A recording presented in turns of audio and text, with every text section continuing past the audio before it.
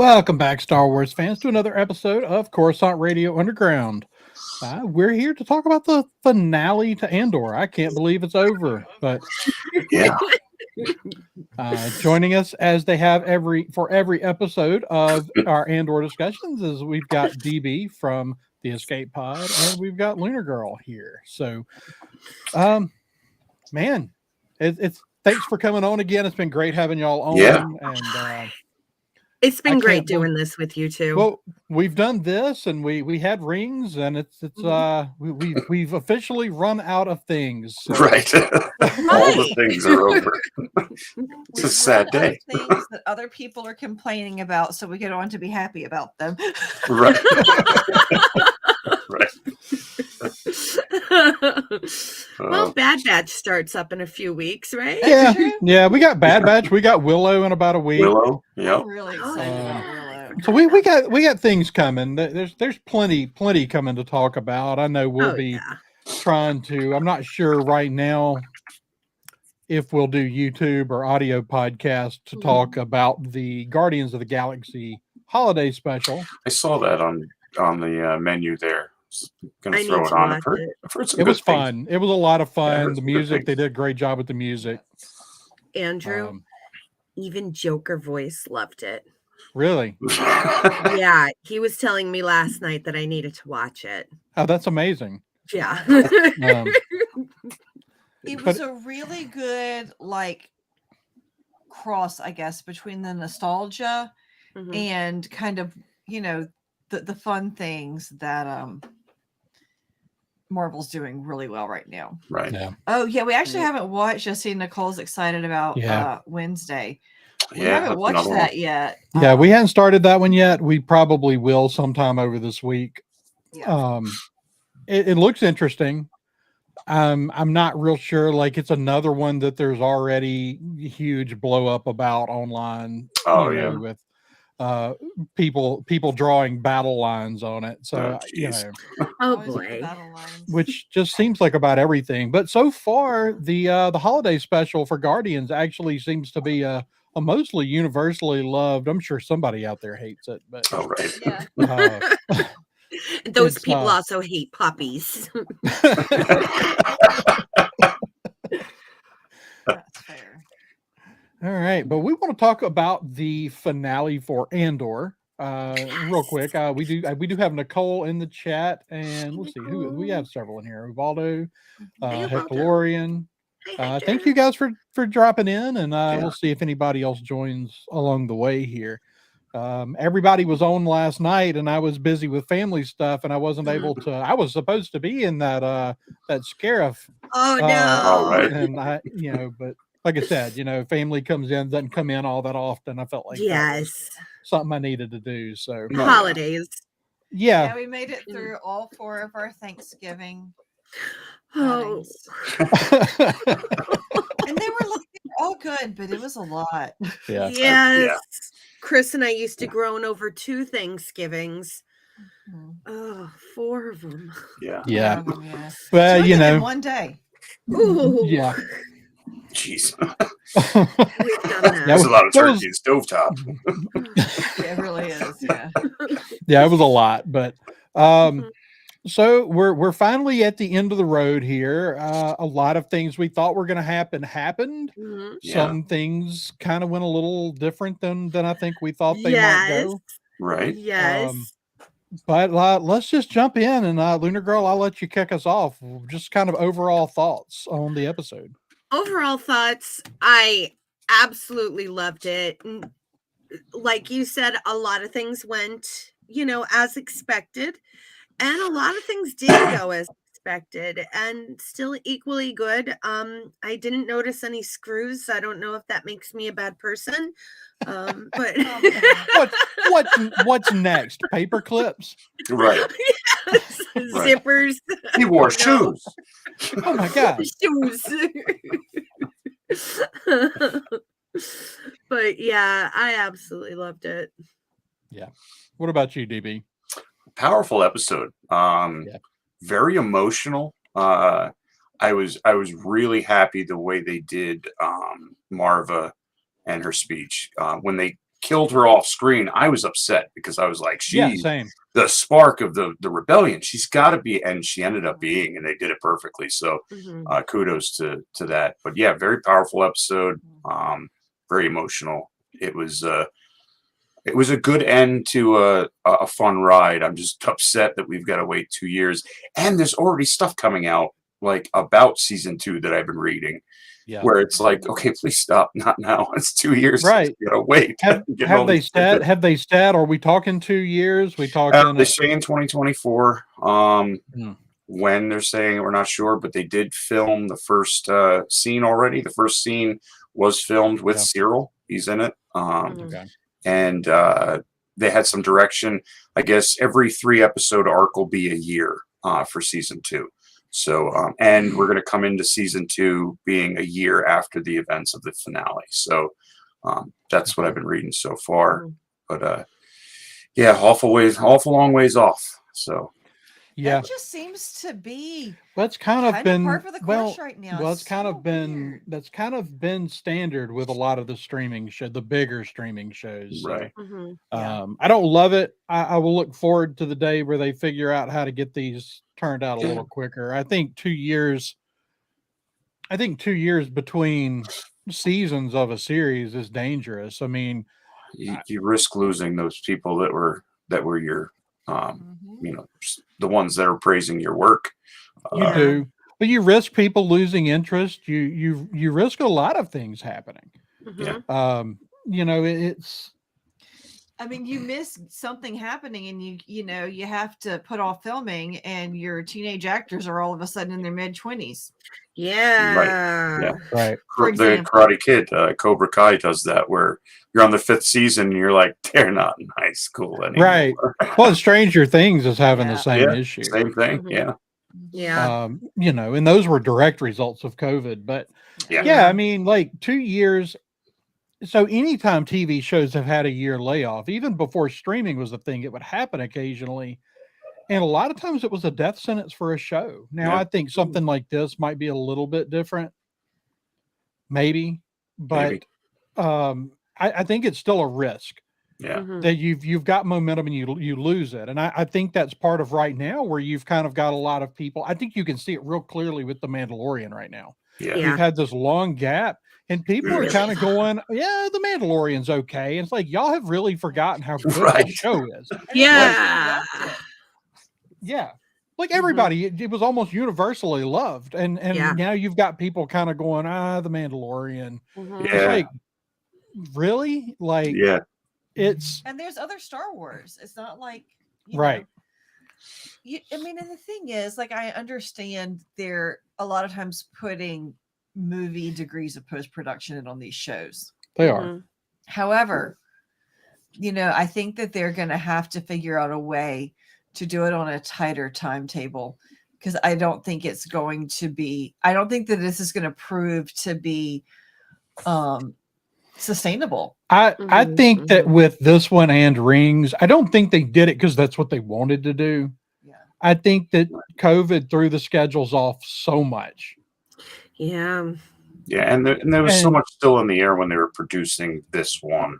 Right. And so I honestly think that they were so last minute finishing both of these things that there was no way, because really you need to finish the first one, start post, and then go send the crews right back in and start filming. Back out and start filming. And they only started the real filming this week. For season 2, that was the initial start. So in 2024, it might mean 2 full years. It might mean 18 months. Right. Although I'm finding that generally, whenever they're giving us a date, they only are getting pushed back further. I mean, again, not to beat a dead horse, but like Wheel of Time, it's like it'll be here eventually. Yeah, maybe it might be good. I mean, but are we ever even going to see it? Like at this point, it's like, okay, you really left people like, okay, we liked the finale, but we didn't. There were a lot of people who didn't love a lot of things about the show. So it's like you really need to get back on, strike while the iron is hot, fix your problems, and get on it. But there's just like, oh well, it'll come out Yeah. Sometimes it was So, supposed to come out this year. Well, like that ship has sailed. Right. Yeah. I think that the 2-year delay on these streaming shows is really frustrating. And I just feel like they lose all their momentum. Right. And I see Michelle has joined us in the chat. Thank you for joining us here to talk a little. I know I was in your stream the other day. Y'all talked about it a little bit. But I finally, like, this show took a long time to grow on me, but like, episode 8 forward is fantastic television. Yep. Right. Oh yeah, absolutely. I think this showed us that, you know, it's just a new direction we could take Star Wars. I don't want all Star Wars to go this route. No, me either. That's an excellent point. Yeah, but I really like this avenue that they're taking, and as long as we can get the what we're used to, that family Star Wars to keep coming out, I'm more than happy to have you know, our own season of something, our own series of something that's different like this. Yeah, no, I think it works fine. I would say that, you know, we've got it all now, and I'm still gonna say that I like The Mandalorian better. I really liked the last several episodes of this show. I guess the last 5 I really enjoyed. I do think that it's a problem that it took that long, and because I'm not in this boat alone. I feel like a lot of people really around the prison episodes really went, okay, now I get it. Yeah. But it's like, it's, you know, it shouldn't take that long to hook people on a show. No, it's true. Especially not if it says Star Wars in the title. Here's the thing: if it didn't say Star Wars in the title, nobody would have watched it long enough. If it didn't say Star Wars in the title, I probably wouldn't have watched it all. Right. That is a great point. You know, and you can only do that song and dance for so long. Yeah. You know, you can only just bank on your name for so long. Now, going back and looking at it as a whole, I can say, okay, I appreciate the foundation they laid here. It still takes a little too long to get through it all. I still think you could have condensed the first 6 episodes into probably 3 episodes. That's true. That's true. But it's, you know, I can appreciate those episodes more now because the payoff was worth it. Yeah, the payoff was definitely there in the end. I mean, it's one of those catch-22s to where, you know, we grew up, our generation growing up with having shows on TV that, you know, you had very little to go on. You didn't have the wealth of information at your fingertips to find out about shows. You had the TV guide if you were lucky. You know, so we expect a little bit more now because, you know, we're in this world of information everywhere.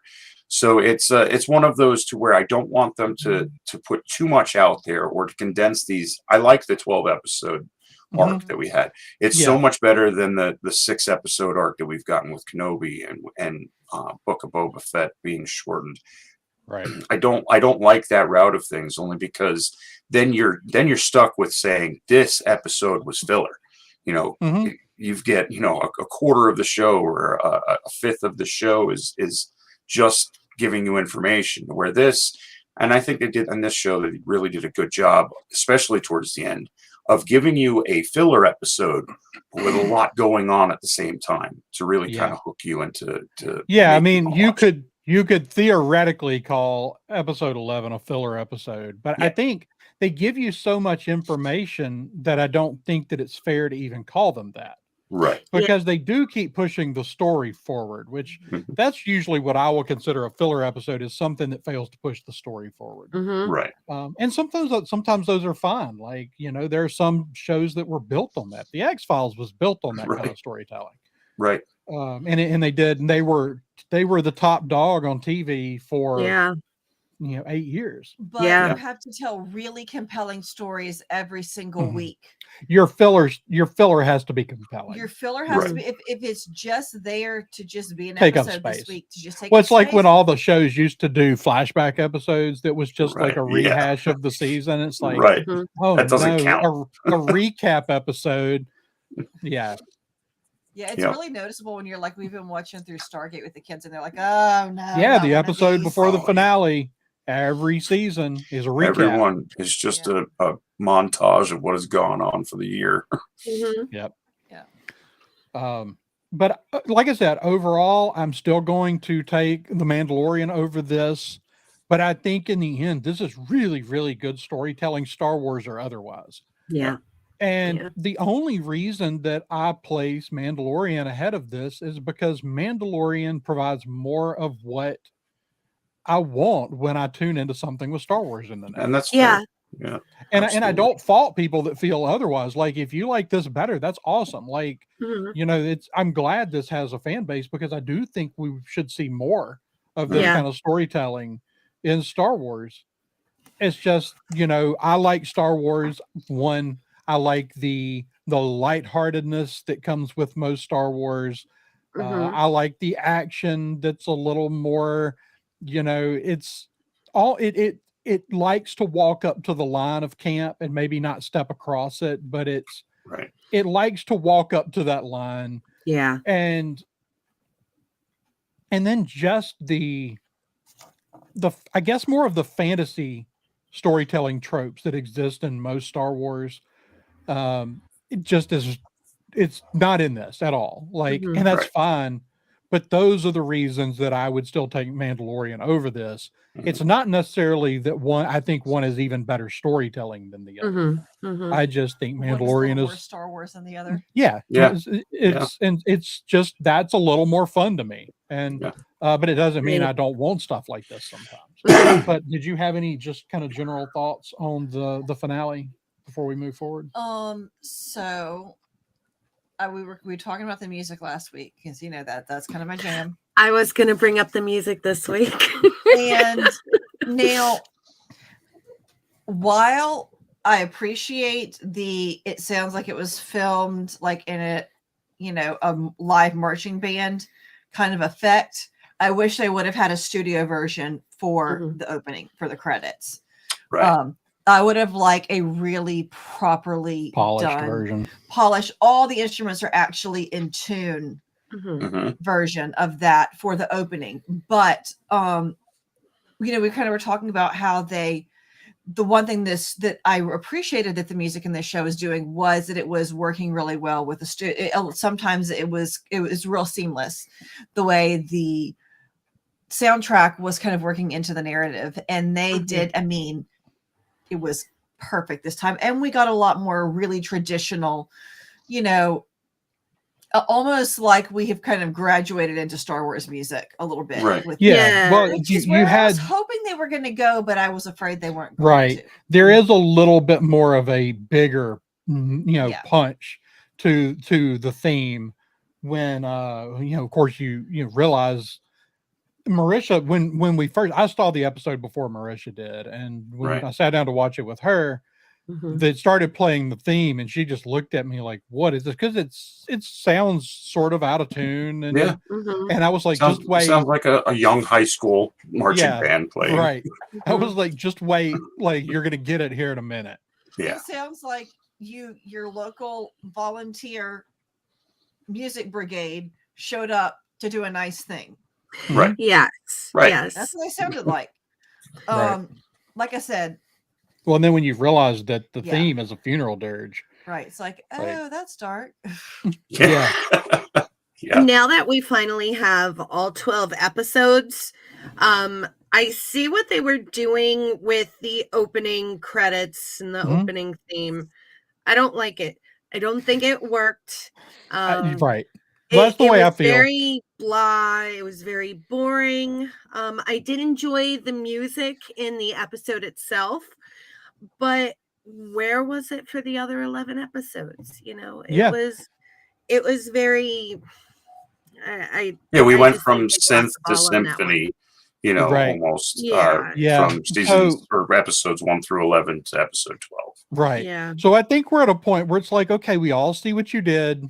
Please don't do it next season. Don't do that again. That did not work. And if anybody, like, if you think it worked, then that's, you know, you have your own opinions. Hey, there are people that like the music. I'm not in that camp. No. You know, whether you like music or not is so so subjective that it's right. It was objectively pitchy. I'm just saying. It's true. Well, yeah, No. the theme was, Like, but I In felt like Tune even is like just objective. excluding, just kind of ignoring the fact that it was pitchy. I feel like this was the first episode where I felt like the music mattered. Yes. Yeah. Oh yeah. Where was it for the other 11 episodes, though? Right. I couldn't tell you anything about the music in the other episodes. It was unremarkable. Yeah. And that's pretty much the word I've used to describe it all season. Is it's unremarkable. It doesn't stand out. It's forgettable. Yeah. And I think that in this episode, the use of music was much, much better, and not just with the full fleshed out version of the theme. It was better throughout the whole episode. Yeah. It gave you something to hum. It gave you the music in this episode. Like I said, the opening gave you something to hum. The rest of the episode, the music gave you emotions. Like that's like the biggest thing. Like if I hear music, I want to feel emotion, whether that's the thing. Rock or opera or classical, I listen to it all. And and that's the thing about Star Wars music. We know those themes so well that a good composer, I go back to it's Kevin Conner, right? That has written for all of Dave Filoni's stuff. Did Clone Wars, did Rebels. I think he's even doing the Bad Batch. I think he did. I know he did the new stuff. Whatever the new little shorts. Yeah, Tales of the Jedi. I know he did that too. Right. And man, he needs to do a movie. At some point, they need to give him a movie or a live action TV show, because he is an absolute pro at knowing when to use John Williams themes to evoke the right emotion, which is what John Williams does so brilliantly, is that he knows just where to place little bits of themes to make you react in a certain way. And that's what I missed in this. In Star Wars, the music is a character. Yes. And it really isn't in this character. Show. And I know, like, we rank John Williams like all the way at the top in our lifetime, but it doesn't even have to be John Williams, like there are songs played on Sirius XM that makes me feel emotion. Yeah. And Andor, well, and that's what music should evoke something. Yeah. And I think that we did kind of touch on what they went for. I think a lot of what they did was just meant to evoke an uneasiness. Yeah. But I don't. We finally got some violins and French horns. But I also don't know if that's necessarily how you want people feeling through 11 episodes of a TV show. That's like, I think that somehow kind of like it wears a little bit. Yeah. It's like there's a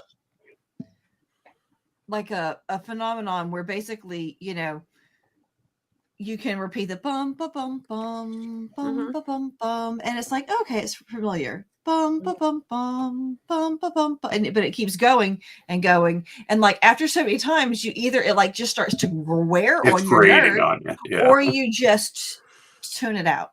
Yeah.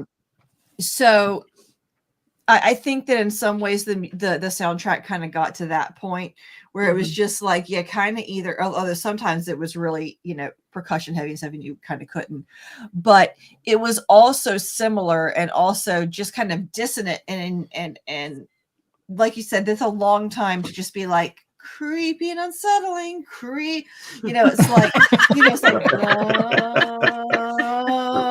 it's like you can only just go up a half a step to raise the tension for so long before it's like, okay, you've got to do something new. And they did. And I feel like it's like you're trying to do building and resolving. That's kind of what they were going for. But it's like horror movies do this, where you use certain sounds to create an uneasiness. But horror movies don't work. And I think that's if that's what they were really going for, they should have looked at the way horror composers do this, because you don't want people to feel uneasy all the time.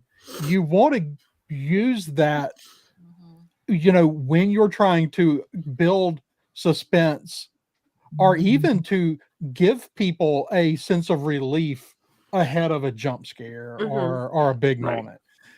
so, horror movies don't generally linger in that real uneasy phase all the time. Yeah. Like if I were to ask you right now, though, to hum the theme song of Andor, could you do it? I don't know. I don't think so. Yeah, probably not. Like I can hum remember the bits theme of it. song of The Mandalorian, I mean, currently I've got all the music from the Guardians of the Galaxy holiday special stuck in my head. So, and when you watch it, you'll see why, because it's really going to get stuck. I gotta put that on tonight. I was gonna do it last night. I fell asleep. It's only 45 minutes long, so I gotta do that. But I also think that this is Star Wars up to this point. Lucas was saying it's a space opera, and the music is a very important piece in opera. And I think Andor was more of like an espionage ballet, where you need to focus more on the dancing that's going on than the music. So the music, to me, I mean, I liked it in a way that I got where it was going, and honestly, through the show, I don't hear any music. I'm not. That's me. Care less because it's not really there for it, and I was really paying attention to what everybody had to say, because that was so important through this whole series. Was what we had to hear from. So I think you can make. I don't even think you have to make much of an argument. This is the first purely dialogue driven Star Wars anything. Yes. Star Wars has never been dialogue driven. No. Thank God. Well, right, because it would have failed miserably. You'd have that important bits of dialogue. There are big moments. No, I am your father. Those moments, but they're moments, not monologues. Well, and that's the thing. When you look back at this, you've got like 7 or 8 monologues, like in the last few episodes, that are just all huge moments, incredibly well written. I don't even know. I still would have to say that Luthen's is my favorite, probably my all-time favorite. Although Marva's just really good. Wow, that's really good. Voice, that man, was really powerful. I the second time we watched it, I was in the other room getting a drink of water at some point, and I was like, I think they must have just listened to a recording of her speak. Right. Like, I think they cast her voice. Like, not that she didn't do a great job, but that voice that she was, man, it was like so good. And they've got, I mean, they did such a great job. I mean, they went out and cast one of the most notable voice actors of his generation to play a role. And then, Stellan Skarsgård, who's got such a really cool, unique voice going on. So they did a really, I felt like the kind of texture of the way everyone sounded, and it was a really interesting a really interesting world, and we got to hear a lot more accents. Skarsgård's got a bit, he's got that Scandinavian accent. We got Diego Luna, South American accent.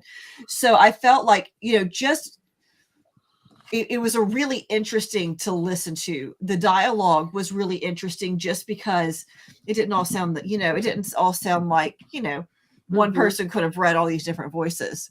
It was lots of really unique voices happening, and I really enjoyed that about it. It was particularly notable in this episode.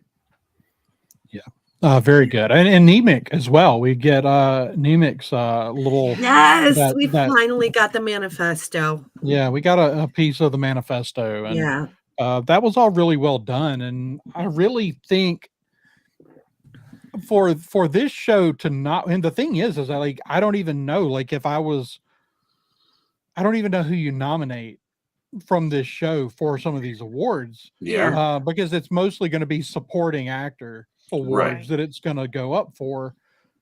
Like who? Like which one? Yeah. Everybody. Right. So many great, impressive supporting. And although, there are some areas that I feel that Star Wars has traditionally shined that I don't love, like the music, for example.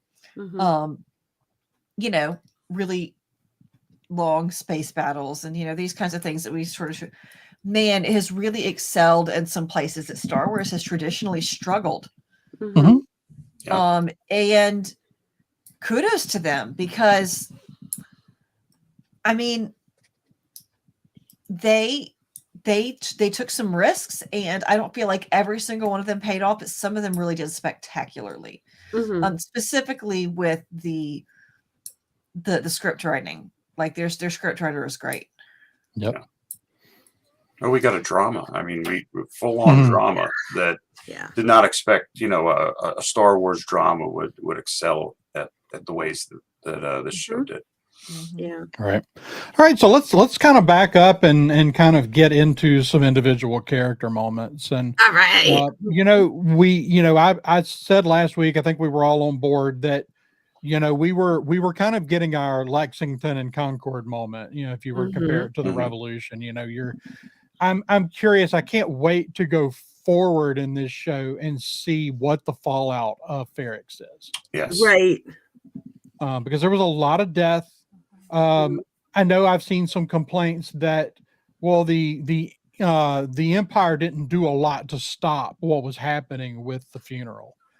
And it's it's like, because at this point, there's not like this formal uprising against the Empire. Right. This is like, you don't keep the peace on a planet by just opening fire. Right. So like, they try to just let this play out as, and let it go away. And this is the first time that I'm sure this is the first time something like this has happened. Like, I mean, I was thinking back, like even my entire life, every time it seems like I've heard something in the news about some sort of horrible something that's happened on the Giza Strip. It's a funeral. Often the funeral is the catalyst for these kinds of things in areas where there's, occupation, there's, contested land, all of that. When somebody dies, I mean, geez, I've been to plenty of funerals, like drama just seems to like follow funerals. The emotions are high. Yes. You've got people that are, in a moment of breaking themselves inside.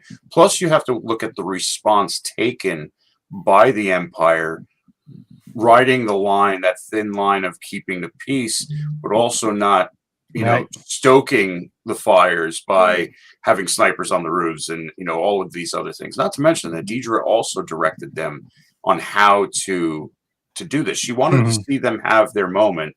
And meanwhile, the commanders there were saying, well, no, we don't let them have their moment. And I think the commanders went a little above by trying to show force. Putting sonic grenades out in the open, probably a terrible decision. At least lock the box they're in, so when they fall over, they don't go off like, popcorn. But at the same time, it's that it was that fine line of running it. And you see this a lot in the Middle East, in the African countries, to where you have these, everyone is on, just their emotions are out of control. And if there is two factions that are dealing with, violence or opposition with each other, it'll always be the catalyst to take them over, because you're not seeing clearly. Been to enough funerals myself to know that you don't. Your way of thinking is very different. You're stuck in a moment that you're in the past. You're not in the here and now. So it's very easy for your emotions to blow up out of control. Yeah. Right. And Dedra, she thought that she was in control, though. I mean, they wanted to put snipers on the roof. She's like, no, we need Cassian alive. She's patrolling the streets. Everybody wanted the funeral to start early. And she's like, I told them no, it has to start at this time, which nobody listened to, but they didn't count on that part. So he thought, so let's talk, I mean, because we're going to go through each character here, so let's kind of, we're already kind of getting into Dedra here, so let's kind of get on into her, because I think she's screwed. Pretty much. I think that she will no longer be part of the ISB when we come back around. I will actually be disappointed if she is, because she screwed up royally. Bad. She screwed up bad. Yeah. There's a lot going on there. She helped create the incident that at this point we have to assume is what sparks the rebellion to a full-blown flame. Yeah. I was, Okay, this is gonna sound really bad, but I was kind of hoping that she would be the one to die because I really don't like her, which only shows she's a brilliant actress to make me not like her to the point that I really can't stand her. But she was on such an ego trip, and you saw her ego grow bigger and bigger and bigger every single episode, and this was just the highest it could go, and it exploded all over her to the point where she almost died, and stupid Cyril saved her. I thought she was going to kill Cyril when he saved her. Yeah. Right. When she said, I should thank you. I thought she was going to kill him. Thank you. Yeah. So yeah, I don't know. I don't know what to expect with them going forward, but I see Nicole's comment here. Dedra was right that something was brewing, but Dedra, by allowing them, it was Dedra's instructions to let the funeral play out. Yeah. Right. But it's also she's kind of going from the orders above is catching, getting access. And her superior knew that in order to get access, they had to try to figure out this Cassian thing because he had the closest connection to them. So this could go either way. I don't think I'd be disappointed if she's kicked out of the ISB. But she's definitely not getting a promotion over this. There's no. I'm going to be curious to see how it goes, though, because it puts her in the same. If she's kicked out, it puts her in the same boat as Cyril. Exactly. Right. Exactly. And this was great. I like that her character played into what we've been hearing about the Empire since the beginning of Andor, where Andor explained that they're fat and happy. They're so full of themselves that they have no idea what's going on. And I guess I would be disappointed if she was like the super ISB agent that was able to get everything first crack at it. And the fact that she was so overconfident going into this, that she was on top of things. Now, not only do I have everyone here, but I'm on the ground, it was almost all but, in the bag, per se. Yeah. So I really like that she fell right into that whole trope of them being just overconfident and cocky, and it'll blow up in their face. Right. Yeah. Right. I hope she does die on the first Death Star. Matt says she's probably going to die on the first Death Star. It'll be fitting. Her and Cyril having their own little Cassian and Jin moment. Let them be the targets for the Death Star. Let them be the first target. Those two just they touch a nerve. Yeah, the characters are they went a long ways to make them very unlikable. Yeah. They're both so, they have blinders on. They need to get Cassian so bad that they don't see anything else that's going on around them. Right.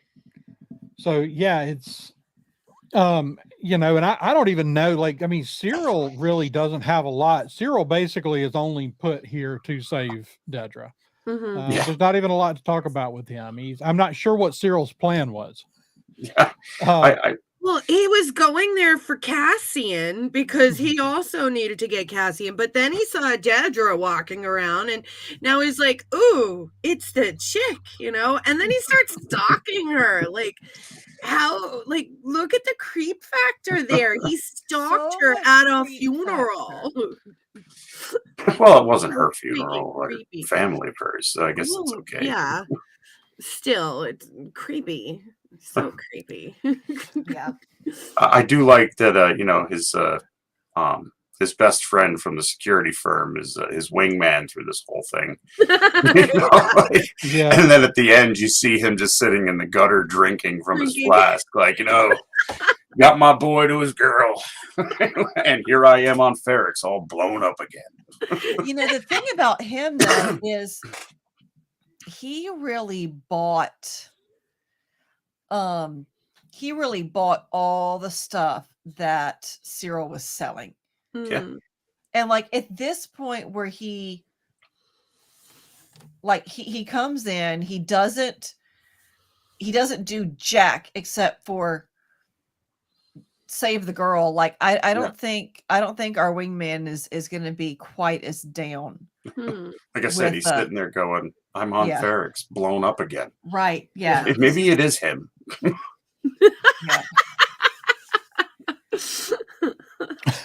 Yeah.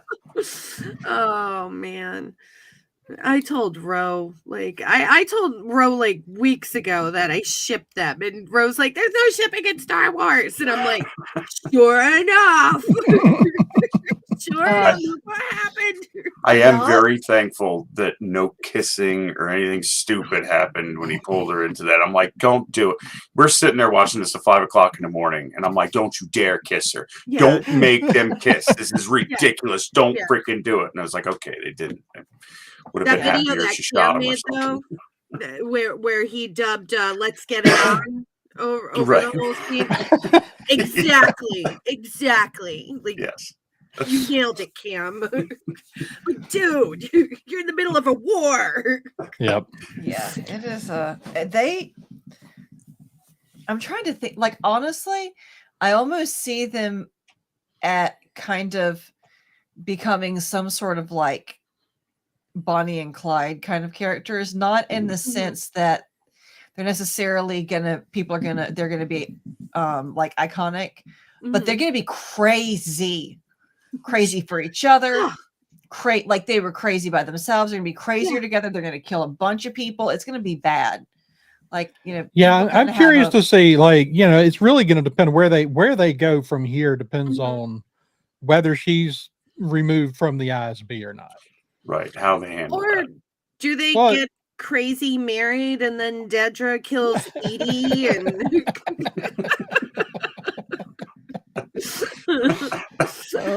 they end up on the Death Star. They're having wild, passionate love at the exhaust port right as the torpedoes come in. Perfectly fitting. Closet, Hey, I know the secret place. It's an exhaust port. Never get caught there. Right. Oh man. Yeah, I mean, kudos to the actors. They really played the role well, but they really helped to create two really unlikable characters. Yeah. I was just like, oh no! Like whenever that mob had her, I was like, yeah, she's getting her comeuppance, and then he probably but no, this isn't gonna go nice places. I think it's gonna go an interesting. I think it's gonna go an interesting direction. Their relationship, but. I do need to comment on Matt Vader's thing. When we were on Fulcrum yesterday, and we came up with a whole scenario about that going on, that, we're going to come back in season 2 and she's going to come out of work and come home and there's Cyril at home chained to the wall with like a ball gag and stuff like that, because it kind of seems like that's the kind of relationship they would have. Extremely crazy. Yeah, it's going to be interesting to see what they do there. And it was interesting seeing how, like, when Cyril shows up, like, you've got Luthen standing there, and he knows who all these people are. Yes. Like, and he watches Cyril walks right by. Yep. He's like the guy they're looking for. Cyril, and Cyril walks right by him. And Luthen is just watching all these moving pieces because he's the one person there that knows who all the players are. Yeah. That was a great part for his character, because you could feel, like, you could sense what he was feeling doing this. He's always the guy in the background moving the chess pieces or having someone else move the chess pieces for him. And he was finally on the ground seeing the suffering that he says that needs to happen, seeing, the crazy stuff that needs to go on in order to push the people towards a rebellion. So, the feeling here, you can kind of see that he's very uneasy about a lot of it, because it's not just a number on a page to him, when it comes to action and reaction. This is actually what's going on. This is what you said needs to happen, and look at how terrible it is. Right down to, I think that's why we hung around on some of the scenes of these rebels being shot and killed, and you're fighting the Empire, who has blasters and grenades with stones and sticks, and him seeing all of that was really huge for his character, and I think you can see that pain on his face as he's taking all of that in. I think it was a little bit more too, because like all the episodes leading up till now, he's tired, he's a coward, he doesn't do anything, he doesn't act on anything. I think he was just completely burnt out. And then hearing Marva's speech and watching just commoners, like plebs, just normal citizens, just like getting up and fighting the war that he's been trying to fight for however long. I think it was like the realization that, like, it's here. It's finally time. It's finally happening. And I think it was the motivation that he needed to keep going. Yeah. Well, I think I'm not even sure. Like, I feel like he's not sure he wants to. I think it's Cassian showing up at the end that really is what I think that's what the smile is about at the end. It's something to give him hope in going forward, because he has, we don't know his backstory. We don't know how involved in these sorts of things he might have been in the past, but we do know, like, now as his role in the rebellion, he's been so far removed from the actual deaths. Like, he's been sending people to their death, but this is the first time he's watched it happen. Right. So he moved all these chess pieces here. And now he's watching what has happened personally instead of just hearing about it. Yes. And so I think that, and of course, Stellan Skarsgård, like, you see it all on his face. He's just such a phenomenal actor, and you just see all of the range of emotions about what's happening on his face. He was probably one of my favorites throughout the whole entire series. He's absolutely my favorite new character in this, and I think we need more content on who he is. I think they've left so many questions. Oh yeah. And it may be that they don't want to answer any questions until after they finish with Andor, with this story. Right, because this is Andor. He's got a couple of sons who are really notable actors in their own right. We could get a really interesting prequel. Yeah, we could. Bring all the Skarsgårds on. So I do really want, he's a character that I think they left enough things open about his background that he's really, really interesting. And it's really want to see where he's coming from in the whole thing. Yeah. Now, what did y'all think about Cinta and what is Val? Val. Val, she's just not into you. Okay, dude? She's just not into you. So, but I feel like they ran out of I feel like they had these characters, but didn't really know what to do with them here in this.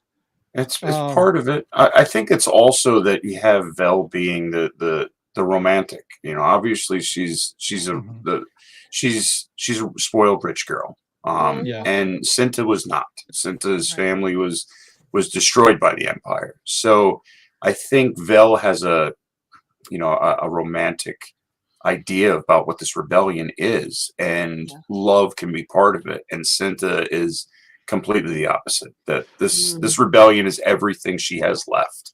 And not only that, but she's almost a little unhinged here at the end, in my opinion. Like, she's not joining in the main fight here, but she sneaks off and goes and hunts down this one guy just to stab him. Right. Like, where did that come from? It was almost like she had this grudge against this guy. Like, she knew he was a spy. No remorse. Oh yeah. No remorse at all.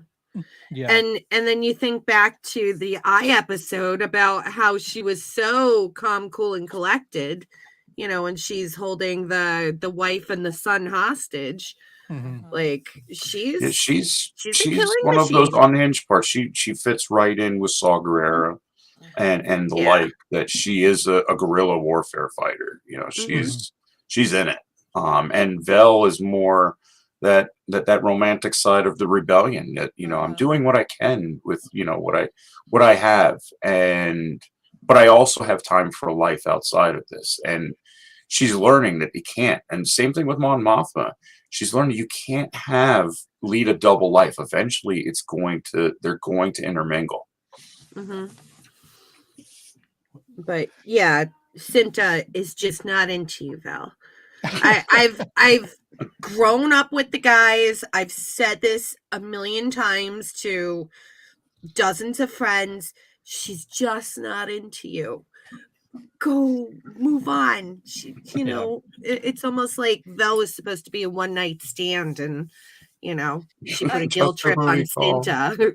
Please, I think Cinta just doesn't do sentiment. I don't think she does love. Yeah. You know, and whenever there was nothing else to do. Well, and not just nothing else to do, like we're doing this thing where we'll probably die tomorrow. Right. Yeah. Right. Yeah. Yeah. I don't even think it was love that Cinta felt. It was emotion, you know, but you're just trying to be close to somebody at a moment when you think that it might all be over. Yeah. It was a moment. It wasn't. And Vel wants a relationship, and she's not into you, dude. Yeah. But I just feel like those two characters, like they had them here, but they just didn't have a whole lot to do. Yeah, even in the end where Vel goes running into the smoke, and I still what don't is know going on here. I watched it the second time, and the second time I'm like, I thought this the first time. I'm going, why did we do this? Yeah, where is she going? Is she running to find Cinta? Like, I don't. Well, that's. I mean, she just goes. Like the next time we see her, they're just packing things to get out of Dodge. Yeah. And it's like, but why did you go running through the explosion? Weren't you guys supposed to still look for Cassian, and you let him get on Luthen's ship? You know, like you had one job. Yeah. It's almost like they cut out a scene in between her running and in between her packing and finding blood on Cinta. But they thought that they liked the running thing, so they kept they gotta keep. And the weird running. You had what's the name? Cleda with you know, where she walks with her hands like doing this crazy motion. And then you have Vel running where she's just like high stepping it all the way through the smoke. I think those were the two moments where I'm like, what's going on here? The rest of the show, I'm tuned into everything because it was connected to everything else. Those are the two things I think that, you know. That I'm glad you said that because I thought it looked weird too. Well, every time I've watched the episode 3 times, and each of those 3 times when she goes running into the smoke, it's like, wait, where's she going? Is she going to kill somebody? It doesn't make sense. So yeah, I feel like something got left on the cutting room floor there. Yeah. Either that or somebody just thought it was a great shot. Yeah. Make her run back to Cinta. Okay, but there's still nothing happening there. So. Right. So yeah, odd choice there to leave that in. Yeah. So let's step away before we talk about our main character and Cassie and the way his story plays out in Marva and everything there on Ferrix. Let's step aside because we do have the connection here with Vel. Let's talk about Mon Mothma and Perrin and the daughter. And the thing is like I'm really unsure how I feel about all of this. It's kind of because crazy. We've always seen Mon Mothma as this very she's the pinnacle of the proper rebellion, maybe. And here she is literally throwing her husband under the bus. And her daughter to some extent. And her daughter in order to hide what she's been doing. She's making desperate steps that I'm not even sure Luthen would make. They're kind of crazy. She's finding out that you can't lead this double life and where it's pushed her to this point. And it's funny because when Josh brought up this whole Perrin thing, it was a joke, the whole thing with parenting, but it made me kind of look at his character. And I've been trying to really look at his character differently through all of this show. And then this episode really throws in there that, you know, he is really just a pawn, or becoming just a pawn in Mon Mothma's life. He either is just a pawn or he's in on it, and we just don't. And that's where I think. I think there's more to it. And I'm hoping there is. I would like it a lot more if he's in on it. Right. Or like we were talking yesterday about it, where they have this like Spider-Man moment. Like, wait, you're a rebel too? You know, that kind of moment. But the fact that just seeing it from this side now, with the way Mon Mothma's doing it, where, you know, luckily her daughter was into the tradition and into the prearranged marriage stuff, so it allows that to happen a little more. I mean, Lita had a big old smile on her face when she was right. She's all about it, and Perrin, but Perrin doesn't look so happy. Perrin looks like, whoa, you know, this is okay. We're going to embrace this all of a sudden, and we're going to bring in the mobster from back home. You know, because if Perrin does have or has a gambling problem, I'm sure he knows who this guy is and what he's connected to. So the guy already said, like in episode 10, I think, you know, like Perrin and I go way back, you know, so he does know who he is. And then the fact that they're in the car, we know she's doing this because she knows her driver is feeding information, and the best way to get that false information out is to feed it to the plant. But the fact that she has like no problem just pointing it out to Perrin, and he's over there going, let's go back in there and you tell me who said it, and we'll straighten this vessels out right now. And she's just, you know, like, no, you've embarrassed me enough already. And it's one of those like, wow, she's really chucking him under a bus for regardless of what their relationship is. Yes, but at the same time, it's one of those like, that's what she's willing to do. And meanwhile, Perrin, if he has no idea about the rebellion, he has no idea about anything else, he's being called out by his wife for something he's not doing. Right. And so if he is not in on it, then at best, even if he isn't asked, she's still throwing him as a bone to the Empire here. Like, and it's something she's going to have to carry. She's going to have to carry that resentment, that anger towards him, to make it continue to be believable. You know, over the whole thing. So yeah, I'm interested. It really kind of takes a character that, you know, we've always thought of as we've held in such high esteem, kind of on a pedestal. Yeah. And so now you go, well, now I'm not sure, like, not that she couldn't even if she did do this thing, couldn't redeem herself, but it's like, I saw her and Luthen as two sides of a coin. Right. Yeah. Right. Yeah. She's the pretty face and he's the ass end, you know, that on the coin. So, right. But now we're kind of having to look at her through the lens of what Luthen said before, where, you know, he's talking about, you know, basically he's the one getting his hands dirty so other people can get the glory later. So other people can keep theirs clean. And so through that, we look at, you know, the things that he's doing and that maybe she's doing as well as people like Saw Gerrera. And saying, you know, these are the people that allow people like Luke and Leia to keep their hands clean later. You know, the thing is, though, she's already gotten herself and her family in a position where if the Empire finds out what's happening, they're probably all going to die.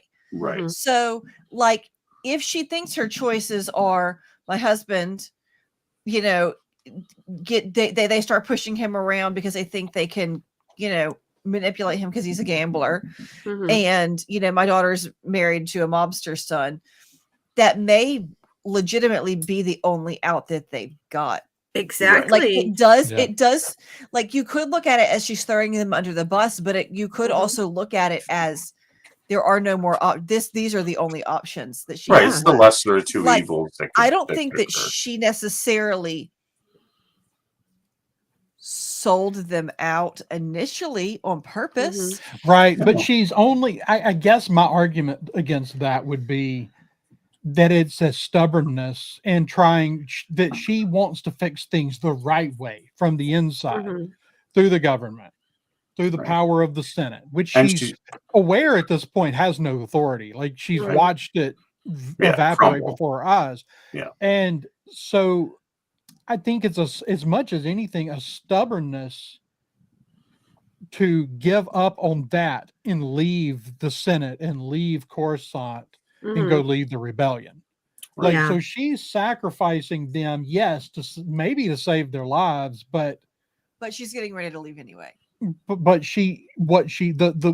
in my opinion, the correct choice was it's time to leave this behind and try other methods. Yeah, it's her getting her hands dirty. You know, I mean, she's been funneling money for everyone else to get their hands dirty through the rebellion, and she's been that face of the Senate trying to do things the right way, and finding out that this isn't going to work. You know, there is no right way anymore. There is no moving things through the Senate. And then now she's found that, you know, her hands are very dirty now, and everybody is now in the crosshairs because of her dealings, whether they know it or not, whether Perrin is part of something bigger, or not. She's realizing that, you know, that her husband and her daughter are in grave danger because of what she's done. So yes, it is the lesser of two evils, and she's not a terrible person for doing it, but she is become a little jaded because of, you know, now we're not doing everything by the books anymore. We have to do things off the books. So it's an interesting dynamic to going forward to see where we're at. I really hope that Perrin isn't just the guy living the senator's lifestyle, and he's got a little bit more in it than it. One, because it'll annoy a lot of people, but two, because I think it would be good storytelling. But we'll see. You and Josh, jeez. And I will say, Josh had the best way, where the fact that he does not like Andor was probably the best reasoning I've ever heard for being behind it, of not liking it. Where it's, you know, it's not the silliness that we've seen with people hating on a show for the sake of hating on it. It's just it's not his Star Wars, and that's understandable. Like I said, that's the way I felt about it through the first 7 episodes. It was like, even the couple of episodes that I thought were okay, it was like, I don't know. I mean, there was a point, because I was initially staying up and watching it at 2 a.m. our time when it was dropping. And I did that a couple of weeks in a row, and I was like, why am I doing that? Like, you know, after being really disappointed in myself for doing that 3 weeks in a row, was like, yeah, done. And then for some reason I was up anyway when episode 8 dropped, and I've been hooked ever since episode 8. But you know, it is what it is. But it's but Marisha has stepped away, so she's I think she's been fighting head congestion, and I think she was starting to feel like she was losing her voice a little bit there. No. Yeah. Poor thing. It's just that time of year, and you know, we live in, you know, here in the South, it's 70 degrees today, and it'll be 30 again in a couple of days. Yeah, you got that. Well, you know, here in Mississippi, you can get all 4 seasons in a day. Right. Kind of thing in the wintertime. It's just kind of miserable. But so let's go back to Ferrex, and let's I mean, what did y'all think about just the whole setup with the band, the funeral procession? Oh, how wonderful was that, coming in from all the different sides of town?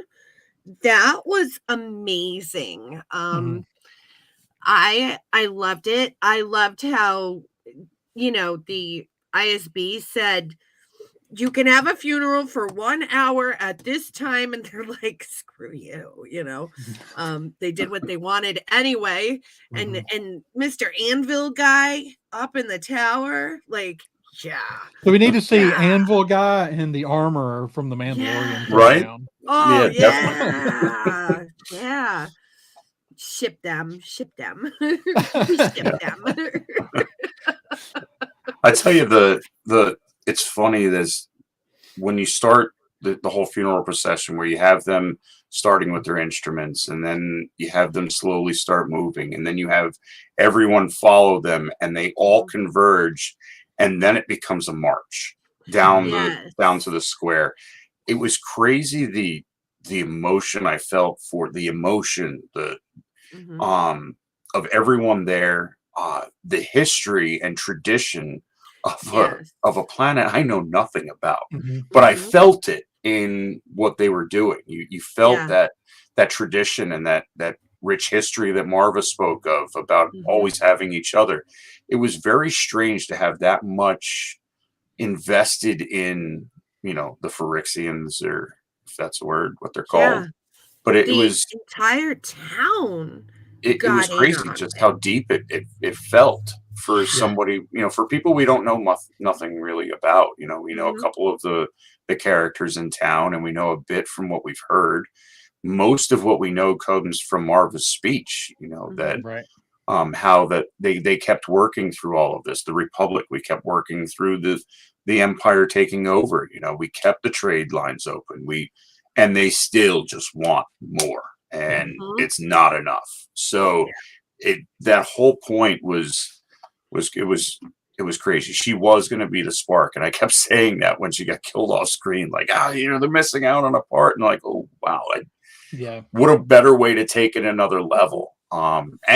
She got a shot in when what's his name, Brasser. Used her stone to smash a guy in the face. So he goes rebellion completely. So he goes full rage monster. And it was just really well done. I thought that it really sparked all the emotion it should have.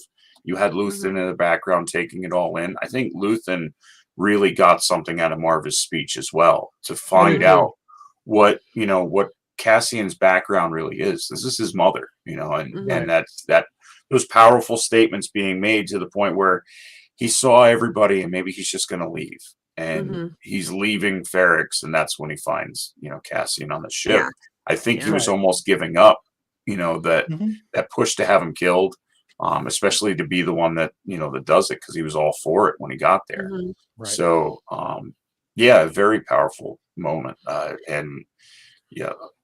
Marva was spot on with her character being able to spark the rebellion, and just where it started. Even Bix is like at the window humming along to the funeral march, and when she sees Cassian, she's like, Marva came, and it's like, oh, Bix. And so the thing is like you get the impression that it's not just the people there in the square that really heard the speech. It was like everybody kind of heard the speech. Everybody heard, because she says says Marva was here, and he responds, wasn't she wonderful? Yes, Marva was here. That's what it was.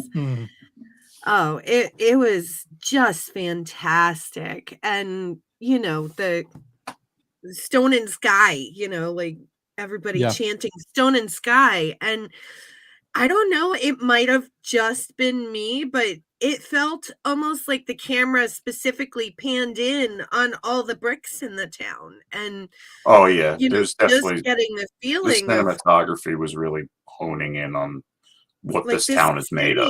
Is literally built on the people of the past, like, wow. It was like, well, it's not just that, it's also this place where they are. I actually really loved, speaking of this, we had the little flashback moment with Cassian and his father. Yes, that was very but touching. this is Rick's Road. This is where his father was hanged. Yes. Yeah. Yep. And it's a place that has held meaning for all of them. That this is where they came as a, together. It's their place. And then it was their place taken by the Empire. And that's where his father was killed. And here we are again, and we've had enough. And well, if anything, you need to try. Right. You open this episode up with the kid building a bomb. Right. And which I want to thank Harrison from Fulcrum Entertainment, pointing out that's Simon's kid, the guy that ran the junkyard. Didn't realize that right away. And he's in like 4 episodes. Such a a contrast to what Cassian could have become Mhm. when he was a kid and his father was hung in the square. You know, this is basically the same thing. This kid had his father hung in the square, apparently. So this could have been where Cassian turned into, Right. but went the other route. And here's this kid that's who was pretty much I'm going to build a bomb, I'm going to throw the bomb, and I'm probably going to die. Like Mhm. that's Right. I think was in that kid's Desperation. head. You know, Yeah. he threw the bomb, it went off, and you could see like, oh no, what do I do now? Yeah. He Didn't just get stood that there. far. So, But he got off the planet. He escaped with yeah, because Brasso grabs him and drags him out of there. Yeah. Yeah. And we can't forget B2 Emo. Yeah. Can't forget him. I love that little guy. Yeah, I mean, what a good job with a droid. What a good little droid.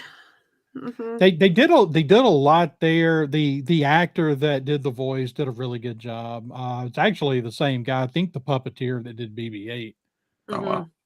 That did the voice for B2 Emo, and I really feel like there's a lot about B2 Emo that comes out later in the way that Cassian programs K2. Yes, yes. Ro had a fantastic theory, and I haven't heard him talk about it on any live streams, but because I don't think it's going to happen anymore now. I still think it could happen. He pulled the B2 Emo's consciousness out of that droid and put it into a security droid. I've thought about that, but I think that I think they're two separate characters. K2 is pretty different, and so I'm even though I think there's some similarities, but I think it's because Cassian programs K2 to be his new companion, and so that he does that with B2 in mind. Mm-hmm. So I do think that's why there are a lot of similarities between the two droids. Yeah. Even Marisha, they did keep the tradition of great droids. Yeah. He was so great. So great. So we get, Cassian, we hadn't really talked about. I mean, Bix is in rough shape. Yeah, she's so broken. Yeah, I mean, she's a totally broken person. She's not going to go because they'll get angry. Yeah. Right. And it took a bomb going off and all of the windows exploding for her to let Cassian lead her out. To move, to get up. Yeah. I think it started when they started the chanting of the Stone and Sky. You could see her a little bit come around almost, where she's kind of coming out of a somewhat quasi, catatonic state. Yeah. Then the explosion kind of wakes her up to where she moves. And very touching part where, he finally gets her onto the ship with he touches where he gets her on the ship with the kid and Brasso and what's her name? The other daughter of Ferrix. I don't remember her name. I have her name written down. And Jez. Yeah. So, getting her onto there, and then when she turns around and says, Cassian will always come back for us. It's neat way to open something up to where we can have something in the future outside of this, outside of Cassian Andor. Or maybe they're in season 2. I'm sure we'll see Bix again, I think. I think we'll see all these characters again. Right. Cassian knows where they were going. I think we see them again. Right. They're all going to be doing different roles in the rebellion now. I think so too. Yeah. And then coming back and having that moment where, you have Luthen at the ship and seeing Cassian and Cassian, telling him like, I know you're here to kill me. It's no game. I'm here. Either kill me or take me on. And I think that all clicks for Luthen hearing, his mother's speech caused this rebellion. That's his mother. I think the kid finally gets it. And and that the smirk is perfect. I love that smirk. It's that click of there's hope again for Luthen anyway. He's got that little bit of hope.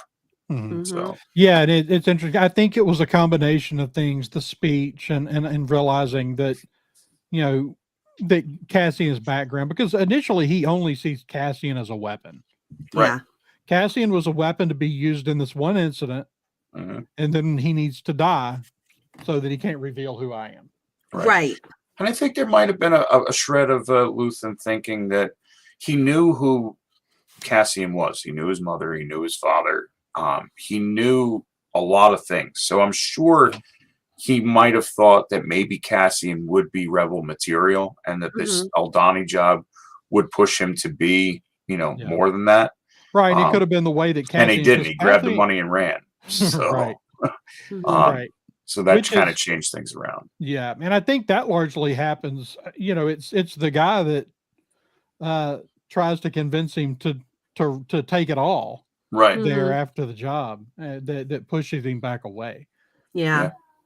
So it's all really interesting. I think this episode was great, from the funeral to the rescue.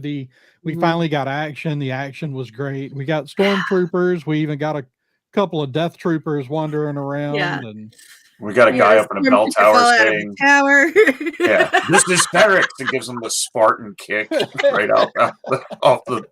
That was a good part. That was perfect. Yeah, that was great. But the great part of that was the commanding officer's reaction.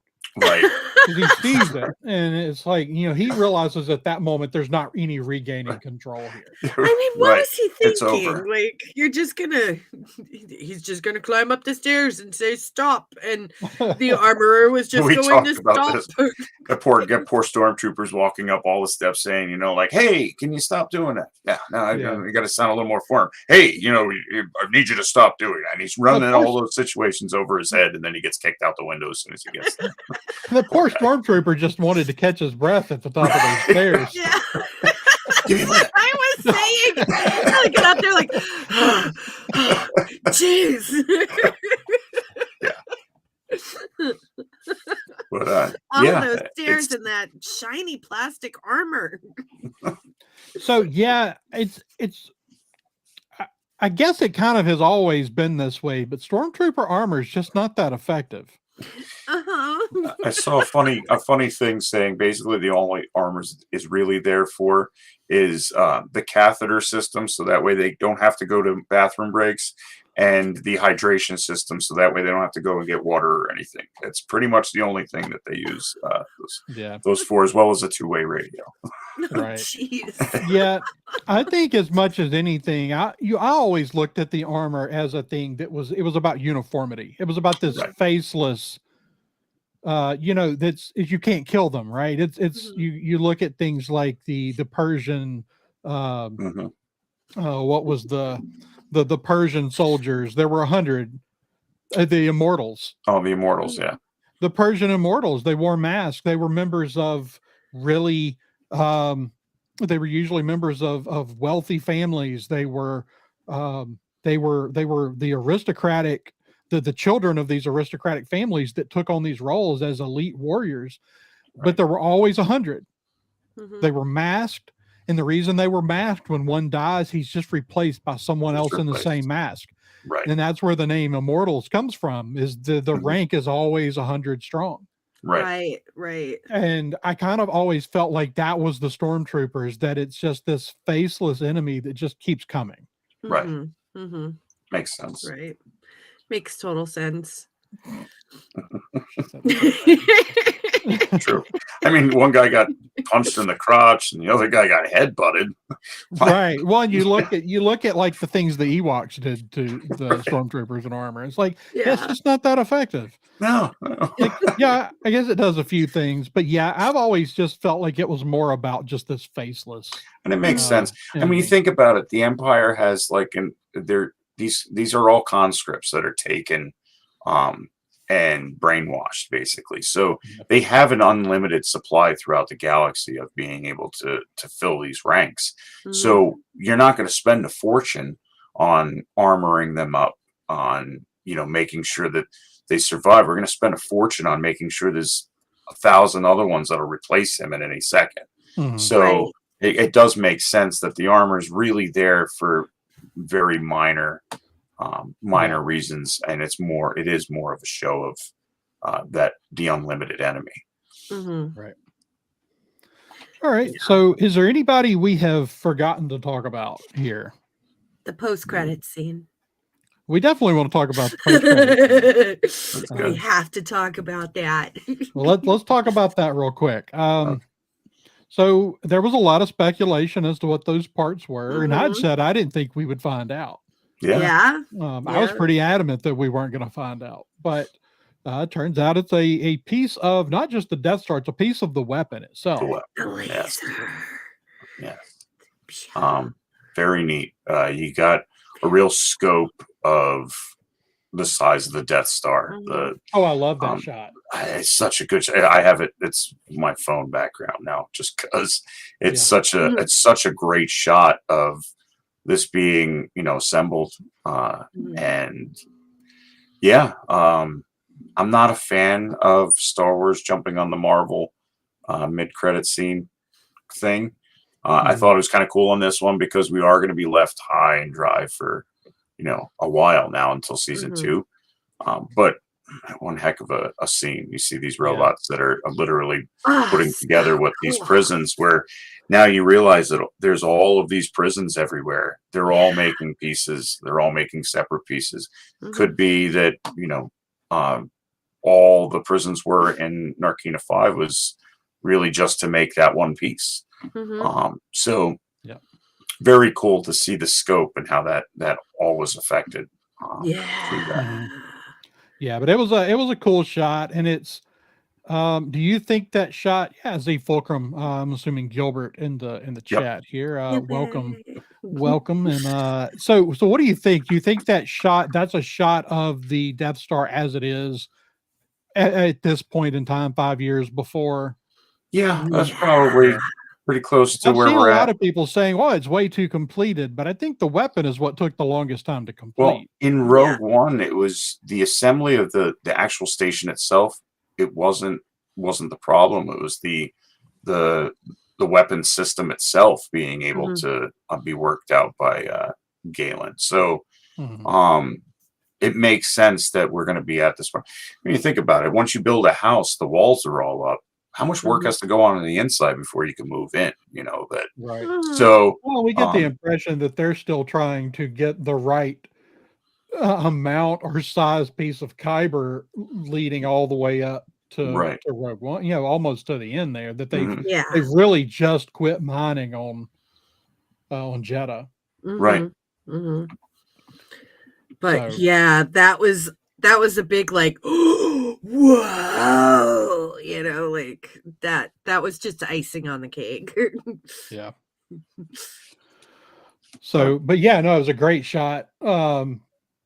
Just a cool little shot to wrap it up there and remind us. And of course, also this idea that Cassian spent time building the weapon of his own demise. Right. The weapon, not just a piece of the Death Star itself, but the piece of the weapon that takes him out in the end. The other one was there's a lot of callbacks throughout this whole series, especially in this episode too, where the speech with Marva, you get a real sense of when he's hugging Jin at the end, and he seems so at peace knowing that it's all over, what he was probably thinking, knowing that he did what he could, and he probably made his mother proud. He knows that she loves him, but he did something. He tried. And so that speech, I think, really carries some weight to what we see at the end of Rogue One. That why he's at peace and why he's the way he is to lay down his life is that as long as I can try, and I did something. And he did a huge thing by helping get those plans out. So I really liked the way this show kicked back. You had the sunset scenes, you had the the taking off, off of planets, staring at the sun. All of these little moments that you get that kind of tie into that moment at the end of Rogue One, and as far as his what he would be thinking during that time. So really enjoyed that. Yeah, I think they did a really good job throughout. It was one of the things that they really did a good job throughout the whole series, was these little moments that show these transition moments in Cassian's life, and this this call to climb out of whatever it is that he's running from, and it's a fantastic series. I want to go back now and watch the first 7 and see if I feel any differently about them. Because it just wasn't into it up until through that point, and I've really, really come to like the series a lot. Right. But mostly because I've come to like a lot of these characters a lot. Yeah, that was a big thing going into this that you heard from the opposition, the people that did not like this show before it aired, as it aired, was, how can you be invested in anybody? What's going to happen? That he's going to die here. What does it matter with these throwaway characters because they mean nothing? They did a great job of making you care. I mean, Marva, her death to make you was huge, right? Well, as far as Cassian, like, to say, well, we already know his story, so what can it do? And it's like, well, they can elevate his story. We knew nothing about Cassian, right? Yeah, we didn't know what turned him to be the rebel he is in Rogue One. He was obviously completely the opposite, that we got from the first season. So you can use this story to make people care about Cassian more. Right. Which you could say is a little messed up, to make somebody care about a character that more that you already know he's going to die, how he's going to die. But it's not just that. There's so much more of Cassian is our window to this world and to what's going on right now. Right. Like, Cassian is our window to Luthen and to Marva and to this kind of upstart rebellion on Ferrix, and all of these different things that he's our viewpoint into the world. Yeah, and all the side characters that we met along the way. I mean, they had some very compelling characters, even with the little bit of time we spent with them. That it held a lot. Kino, and hopefully he made it out. Maybe we'll see him somewhere else, and then Nemec with losing the kid and how his manifesto goes on. And we were all saying that manifesto is going to play a huge part into changing Cassian's thinking. All of these little characters, that whether we lost them or not, that I definitely built up and invested in them. So it's they did a great job writing all of this way around. Like I said, the only 2 things that I could have are the running scenes or the running walking scene. The only ones that really don't seem to make. Everything else was very deliberate with the dialogue. There wasn't wasted words being said. The visuals that we got really had depth to them, other than those 2 spots. Right. Yeah. What about you, Lunar Girl? Did you anything else that really jumped out to you that you wanted to discuss, or kind of any final thoughts? Or I think I talked about everything that I wanted to talk about. I thought it was a great ending to a first season, minus the music. Right. Yeah. I mean, if the worst thing about the entire season, 12 episodes, was the music, then it was a pretty decent season. Yeah. I wish Nick were in the chat, because he didn't love the episode. I kind of wanted to pick his brain and see what it was he thought about it. But I jumped on. I was so excited after the episode. I don't know if y'all saw that I was on. I was online at 3 in the morning doing a quick react. Right. So I drank a lot of caffeine to stay awake and watch it, and then I was like, well, I'm up, so As well. Every Wednesday we were waking up somewhere between 4 and 5 and throwing it on, and then texting Brady and Don right afterwards, because they get up early and are into work pretty early as well, so they're catching it first. So it was our thing. Every Wednesday it would come on, we'd watch it, and then it'd be like, oh, did you catch it? It was so good. Oh yeah, so good, so good. Don didn't watch it yet. Well, hurry the heck up. But yeah, it's just another moment of having something disappear now for until the next show hopefully grabs our attention to keep us preoccupied until season 2 comes out. Yeah, it was good. I'm looking forward to getting to Mandalorian. Mando season 3 is going to be great, and then I can't wait. Marisha's That's what I was giggling about. Yep. Yeah, I'm kind of bad about that, but I'd rather work. I'll work in the middle of the night and then sleep late. Right. And I bet you were completely worthless with the kids the next morning. Fortunately, our kids largely get up and get their own breakfast. So thank God. Yeah. Right. But it's good. It's ended at a good time, because now it's we're getting into hunting season. I need to get up early, so I can't be staying up until 3 o'clock watching Star Wars. Right. So. No, you need to be up at dawn. Yep. It's when they move around. All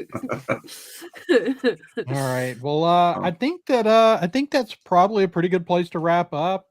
We will probably, just because there's not going to be a lot of Star Wars here for a little bit, we'll probably do some revisiting of some specific ideas and concepts from this show over the next few months. But I think that's probably a good place to wrap it up for tonight. So let's go around the room and let everybody know where they can find you and your podcast online. So Kelly, I'll let you kick that off. First, thank you for having us on your show for 12 weeks. Well, yeah, 12 episodes. 12 weeks 12 of episodes. shows. Yeah. Right. Yeah. Because a couple of times we doubled up on a couple episodes. We did. But still, an entire season. Thank you. Absolutely. It was great having y'all on. We love you and Marisha. So like I said, it's an open door here. So if we're covering something you want in on, just let me know. You got it. You can find me on the Sidebar Cantina on Instagram, and I also work at Sidebar Cantina on Twitter. You can see me on Stranger Things Has Happened on Fridays at 7 p.m. Eastern.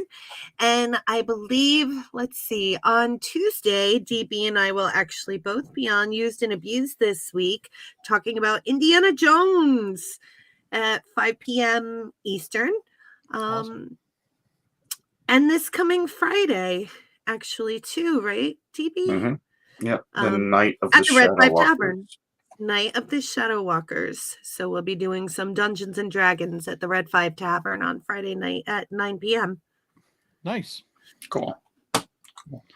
And you can find me at ATSW The Escape Pod Wednesday nights, 7:05 on YouTube. And you can check out our bio link at bio.link/ATSW The Escape Pod. We are going to be covering all of Andor. We've been kind of holding off for now. Everybody seemed to be doing Andor, so we were going to let it go through and do an the entire series of season 1. So we'll be doing that Wednesday. Finally, all three of us talking about that. So catch that on YouTube. Kelly said Tuesday, Used and Abused. We're doing Indiana Jones, part of their Patreon month, and 5 o'clock Eastern time there. And the Red 5 Tavern has been back open, and we are going to be doing a one-off on the night of the show. I feel like I should be concerned. You probably should be. We should all be concerned. General Shinobi has a we should all be freaking out. But yeah, and like Kelly said, thank you so much for having us on, talking Andor week to week. Yeah, it was a good time. Such a good show, and I'm glad we all enjoyed it, especially towards the end and the way it finished off. Mm-hmm. And hopefully we can convince the powers that be that 18 months is way long enough to wait. Yeah. And if you want to if you'd like me to join you for Ahsoka, yeah, absolutely. It's probably a year off, but yeah, I don't know when we're getting it, but I will be the biggest, most annoying fangirl that anyone can have as a guest for that series. That was me for Mandalorian, and well, actually, you and Ahsoka is like me and Timothy Oliphant in most Timothy Oliphant shows, where like Justified and Deadwood, and even showing up in Book of Boba Fett. Yeah, you're a total. That's you and Ahsoka. Yeah.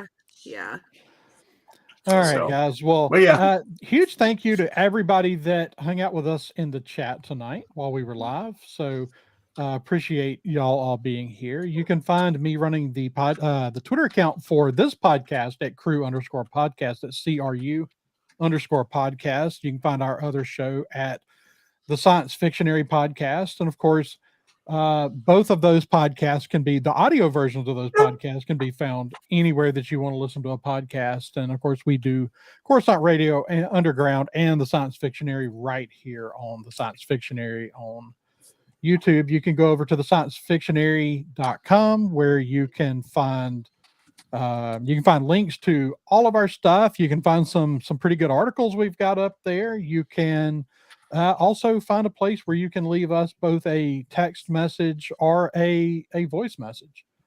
So feel free to drop us a line, let us know what you thought or what you'd like for us to do next here on the show. You can also find our podcast as well as all of the rest of the Red 5 Podcast Network at Red 5 Network on Twitter or at bio.link/Red5. And until next time, guys, may the Force be with you. This podcast is a member of the Red 5 Network. For more Red 5 Network podcasts and content creators, visit bio.link/Red5.